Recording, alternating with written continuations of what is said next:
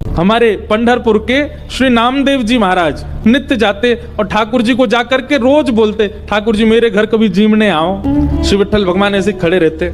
नामदेव जी रोज जाते, बोले मेरी मैया इतना बढ़िया प्रसाद बनाती है, ठाकुर जी जीमने आओ। तो नामदेव जी से कभी कभी ठाकुर जी बोलते थे। ठाकुर जी कहें पूरी दुनिया यहीं लेके आ जाती है, तू भी लिया यहीं पे, हम यहीं खड़े यहीं पालेंगे। बोले नहीं, मेरे घर आओ पाने के लिए। तो ठाकुर जी बोले मैं तेरे घर पाने जाऊंगा तो यहाँ पे कौन खड़ा होगा मेरी जगह? लाखों लोग दर्शन करने आते हैं। नामदेव जी बोले आप भगवान हो, सर्वसमर्थ हो, कोई व्यवस्था कर लो अपनी। भगवान बोले ठीक है कर ली हमने व्यवस्था। बोले क्या व्यवस्था? बोले मैं तेरे घर जाऊंगा पाने, तू मेरी जगह खड़ा हो जा। नामदेव जी बोले ये कैसे हो सकता है? भगवान बोले सब हो जाएगा, बस आज एक काम करियो, रात्रि में जैसी शयन आरती हो, शयन आरती के बाद छुप जाइयो पीछे आके। देखो ठाकुर जी की लीला, ये सत्य घटना है श्री नामदेव जी महाराज की। नामदेव जी छुप गए।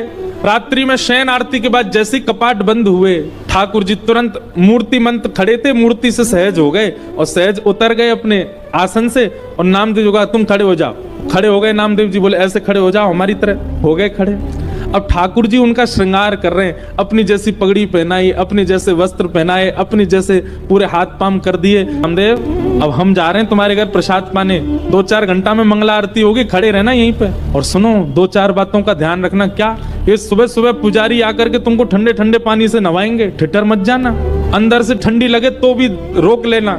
नामदेव जी बोले वो कैसे रोकूंगा? बोले हम नहीं रोक रहे इतने साल से, रोज रोज हमको भी नवा देते हैं सुबह 4 बजे, हम भी तो अपनी कंपन होता है रोकते हैं उसको। और सुनो फिर दूध से नवाएंगे तुमको, उसके बाद शहद डालेंगे तुम्हारे ऊपर।